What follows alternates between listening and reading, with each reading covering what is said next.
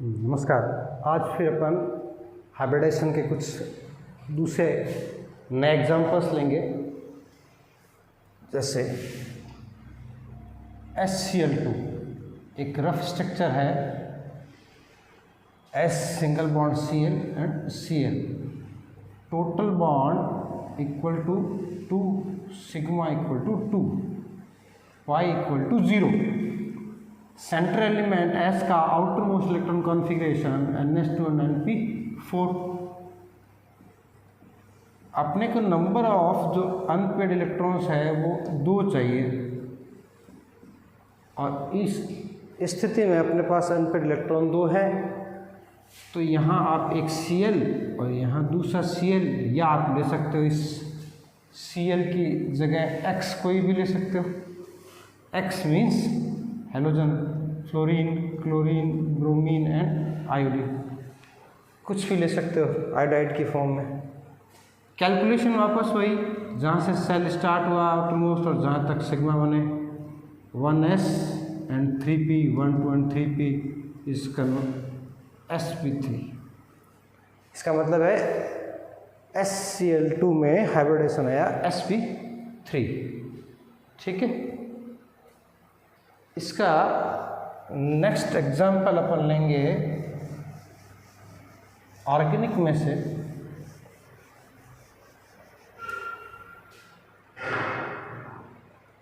जैसे C double bond C, H and H, C double bond C, H and H।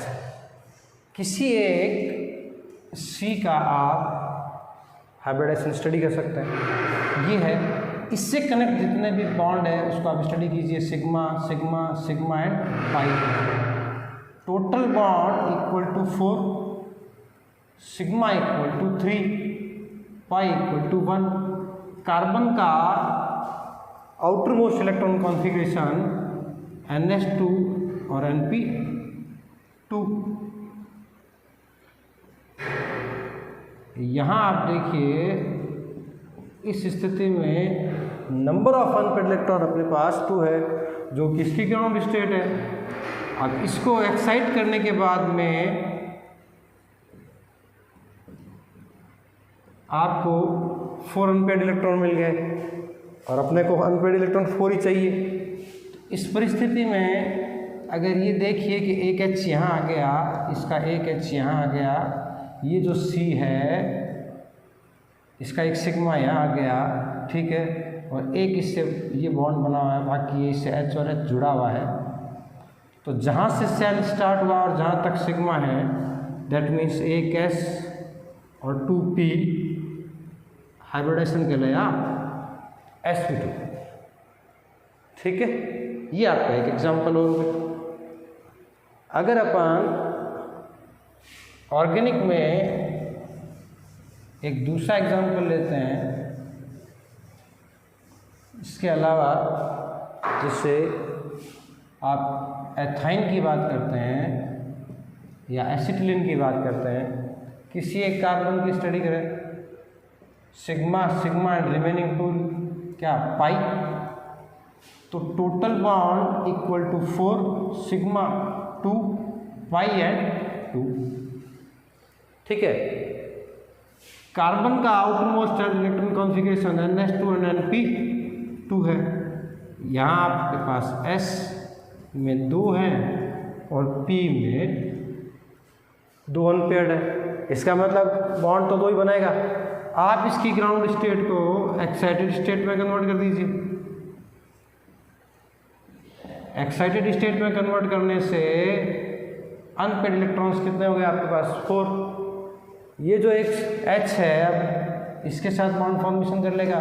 दूसरा इस C को लाओ, ये C इसके साथ सिग्मा बना रहा है, बाकी इसके साथ H बना रहा है। जो 2 बने हुए हैं वो क्या है? पाई है। और कैलकुलेशन फर्दर वापस वही कि क्या, जहाँ से सेल स्टार्ट हुआ और जहाँ तक सिग्मा, यानी एक S है और एक ही इतना P का हमारा है, हाइब्रिडेशन आया sp। ठीक है, तो इसमें ऐसा याद करने जैसा है नहीं, कैलकुलेशन से संबंधित मैटर है। ठीक है, अगली अपन स्टडी करते हैं इसी का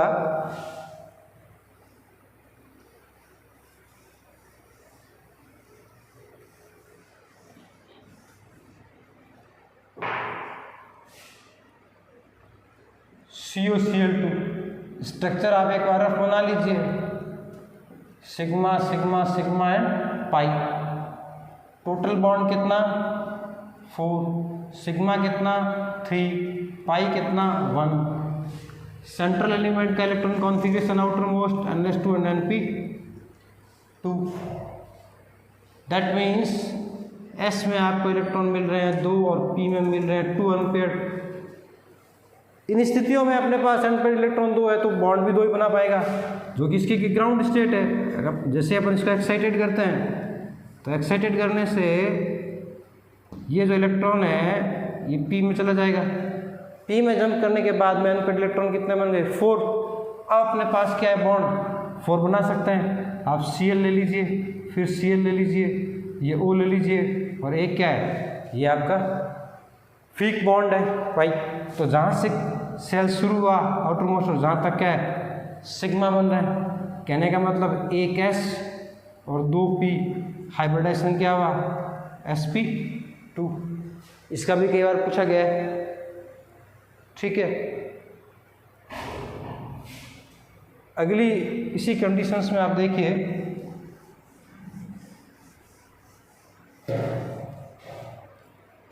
आपके पास एक आता है मॉलिक्यूल, आप या तो मान लीजिए RCOCl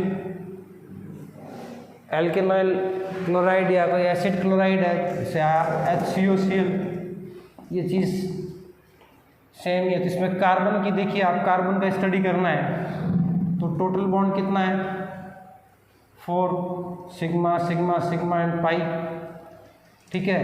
तो सिग्मा बॉन्ड कितना 3, पाई कितना 1। सेंट्रल एलिमेंट कार्बन है, उसका outer most electron configuration NS2 और NP2।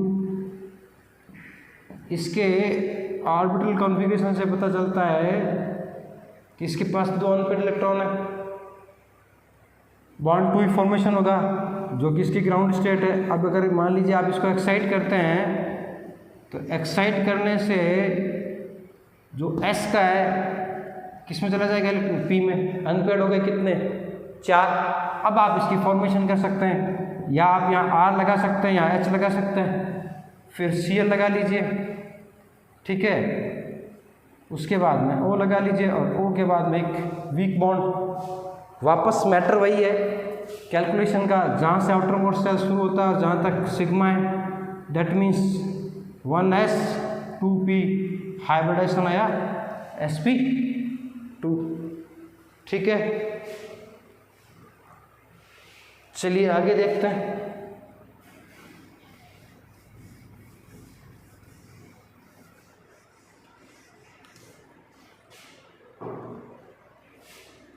जैसे आप एल्यूमिनियम क्लोराइड का देखिए, Cl and Cl, sigma sigma and sigma, total bond कितना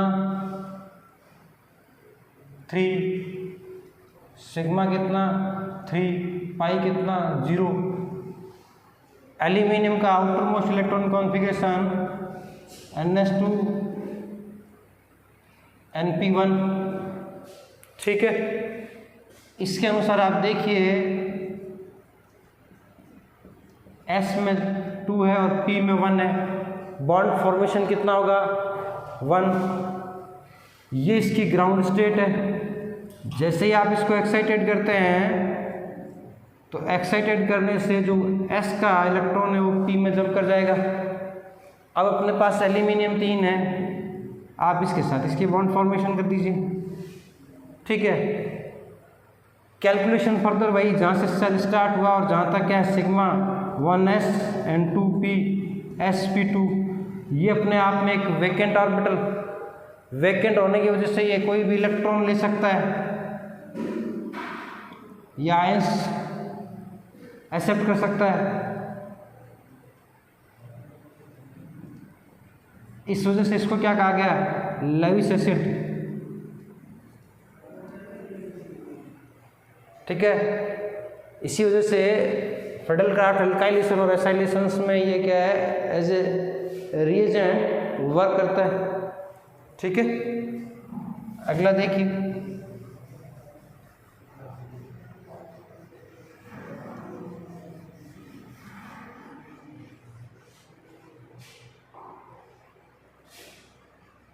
BF3।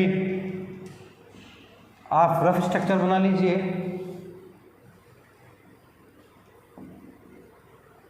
Sigma sigma sigma, total bond 3, sigma 3 पाई 0। ठीक है। सेंट्रल एलिमेंट बी का electron configuration NS2 and NP1। इन परिस्थितियों में आप देखिए सिर्फ 1 बॉन्ड ही फॉर्मेशन हो सकता है, जो कि इसकी ग्राउंड स्टेट है, बट अपने को क्या करना है, बॉन्ड 3 फॉर्मेशन करने हैं। तो आप इसको एक्साइट कीजिए, तो S का जो इलेक्ट्रॉन है वो P में चला जाएगा, अनपेड इलेक्ट्रॉन 3। अब आप इसकी F के साथ बॉन्डिंग क्रिएट कर सकते हैं। तो कैलकुलेशन फर्दर वही, जहाँ से सेल स्टार्ट हुआ और जहाँ तक सिग्मा है 1s एंड 2p, हाइब्रिडेशन आया sp2। नेक्स्ट के वीडियोज़ में अपन स्ट्रक्चर्स के बारे में डिस्कशन करेंगे। Thank you.